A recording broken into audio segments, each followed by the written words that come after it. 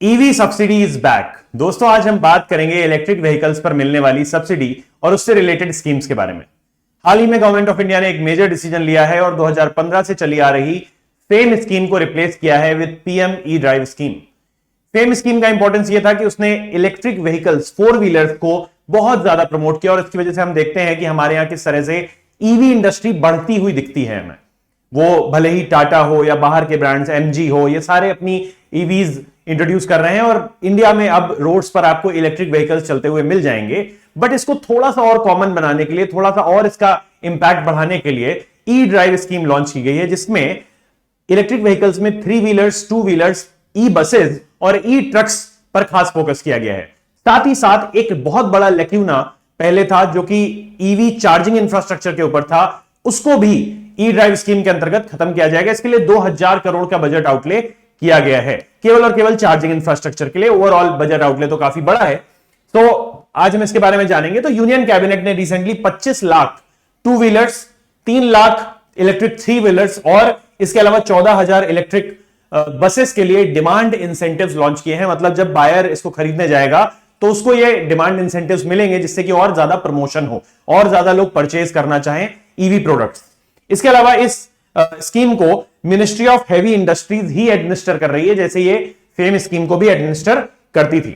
Total subsidies का जो outlay है that is around 3,679 crore, which will be incentivized on the purchase of electric two wheelers, three wheelers, ambulances, trucks and all the emerging EV categories। ठीक है, तो जब भी आप खरीदने जाओगे ईवी तो आपको कोई ना कोई ई वाउचर के फॉर्म में एक डिमांड इंसेंटिव मिलेगा। ई वाउचर को आप कैश कर सकते हो, पहले आपका इसमें साइन होगा, उसके बाद डीलर का साइन होगा और इस तरीके से आपको उतनी छूट आपके ईवी परचेजिंग में मिल जाएगी। E vouchers for EV buyers, right. तो buyers of electric vehicles will be issued an e voucher under the scheme to avail demand incentives. अब मान लीजिए आपने एक व्हीकल खरीदा 20 लाख का, तो उसमें एक ई वाउचर आपको मिलेगा जिसको आप इन कैश कर सकते हो विद द डीलर। ठीक है, तो दोनों लोगों का साइन चाहिए होगा और उतना ही पैसा जो है वो आपके अकाउंट में आ जाएगा। ठीक है, it will be like demand incentive. इसके अलावा खासकर पेशेंट्स को एक जगह से दूसरी जगह ले जाने के लिए ई एम्बुलेंस के डिप्लॉयमेंट पर भी सरकार 500 करोड़ रुपए का एक डिमांड इंसेंटिव दे रही है कि लोग ई एम्बुलेंसेस ज्यादा से ज्यादा डिप्लॉय करना चाहे, तो इसके लिए 500 करोड़ रुपए गवर्नमेंट ऑफ इंडिया ने दिए हैं। This new initiative aims to provide comfortable and environment friendly patient transport. इसके अलावा ई ट्रक्स के लिए भी 500 करोड़ का एक बजट आउटले दिया गया है, जिससे कि आप देख रहे होंगे कि जो ट्रक्स चलते हैं अभी हमारे यहां, उन ट्रक्स की वजह से, because they are diesel run basically, तो उन ट्रक्स की वजह से काफी ज्यादा एनवायरमेंटल पॉल्यूशन होता है। और ये जो भी स्कीम्स चल रही हैं ये इसीलिए चल रही हैं जिससे इंडिया में कार्बन एमिशन को कम से कम किया जा सके और हम intended nationally determined contributions, Paris treaty के जो हमारे टारगेट्स हैं उनको जल्दी से जल्दी अचीव कर सकें, या फिर ग्लासगो में हमने जो पंचामृत स्ट्रेटजी बताई उसको हम जल्दी से जल्दी अचीव कर सकें। तो those who hold a scrapping certificate, ऐसे ड्राइवर्स, ऐसे ओनर्स जिनके पास अपने पुराने ट्रक्स की स्क्रैपिंग सर्टिफिकेट्स हैं, वो इस इंसेंटिव को अवेल कर सकते हैं, वो इस इंसेंटिव के लिए एलिजिबल हैं। Then there is a budget outlay of 2000 crore for developing charging infrastructure as well. Charging infrastructure में हम बहुत लैक करते हैं। एक बायर ने इलेक्ट्रिक व्हीकल खरीद लिया बट उसके बाद चार्जिंग के लिए कोई इंफ्रास्ट्रक्चर नहीं है, तो they are always under panic कि अगर मान लीजिए मुझे 700-800 किलोमीटर तक जाना है, अगर मैं फुली चार्ज भी कर लेता हूं और रास्ते में मुझे कहीं पर चार्जिंग इंफ्रास्ट्रक्चर नहीं मिलता है, तो I will not be able to reach the destination without charging it. ठीक है, तो उसके लिए कोई भी इंफ्रास्ट्रक्चर अभी तक अवेलेबल नहीं था, तो इसके लिए गवर्नमेंट ने कुछ हाईवेज, कुछ एक्सप्रेसवेज को आइडेंटिफाई किया है, उन पर charging infrastructure government of India जो है वो डेवलप करेगी।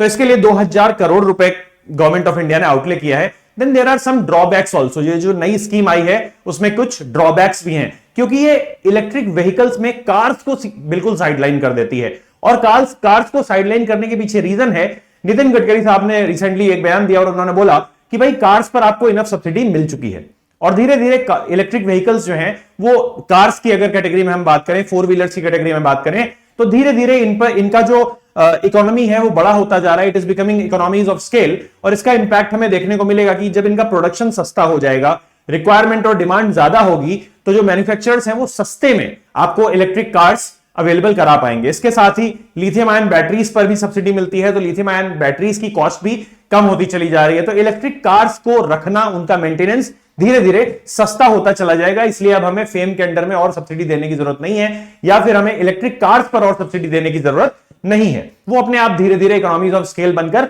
सस्ती होती चली जाएंगी। देन अब पिछली वाली जो स्कीम है उसके बारे में थोड़ी सी बात कर लेते हैं, क्योंकि नई स्कीम तो आ गई, बट उसका बैकग्राउंड क्या है।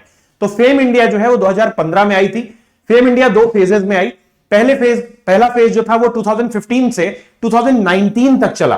Fame stands for faster adoption and manufacturing of hybrid and electric vehicles. It's part of national electric mobility mission 2020। Fame India 1 और फेम इंडिया 2। फेज 1 में मैंने पहले ही बता दिया आपको कि 2015 से 2019 तक चली, और इसके लिए बजट आउटले जो था वो 895 करोड़ था। देन 10,000 करोड़ का बजट आउटले किया गया फॉर फेम 2 स्कीम, और इस फेम 2 के अंडर में ही कार्स, ट्रक्स, बसेस, इन सबको लेकर के नए ईवी, अलग अलग ईवी कैटेगरीज में गवर्नमेंट ने अलग अलग तरीके से अलग अलग अमाउंट आउटले दिया था इसके लिए। Scheme aims to incentivise the purchase of electric vehicles by offering financial subsidies to the buyers. यहां पर डिमांड इंसेंटिव्स नहीं दिए जा रहे हैं, यहां पर सब्सिडीज दी जा रही। ठीक है। फेम 2 स्कीम जो थी वो ध्यान रखने लायक है कि 2019 में जब ये डिसकंटिन्यू हुआ फेज 1, तो फेम 2 स्कीम लॉन्च हुई 2019 में, जो कि 31 मार्च 2024 तक ऑपरेशनल थी। इसके अलावा subsidies are available for electric two wheelers, electric 3 wheelers, electric 4 wheelers, electric buses and charging station. Charging station पर के लिए बहुत ज्यादा सब्सिडीज नहीं दी गई थी, इसीलिए we are lacking in EV charging infrastructure. The above mentioned point outlines the main difference between FAME and PM E drive. PM E drive में 4 व्हीलर्स पर सब्सिडी नहीं दी जा रही है, डिमांड इंसेंटिव्स नहीं दिए जा रहे हैं, जबकि फेम पर मेजर फोकस था 4 व्हीलर्स पर, जिससे कि हम जनता को ज्यादा से ज्यादा इलेक्ट्रिक व्हीकल्स यूज करने के लिए प्रमोट कर सकें। इसके हमें काफी फार रीचिंग रिजल्ट्स देखने को मिलेंगे। अगले आने वाले 10 साल में हमें यह देखने को मिलेगा कि इंडिया का कार्बन एमिशन काफी कम होता है, क्योंकि हमने अब स्कीम में ई ट्रक्स को भी डाल दिया है। तो डीजल रन ट्रक्स धीरे धीरे कम होते चले जाएंगे और ई ट्रक्स बढ़ते चले जाएंगे।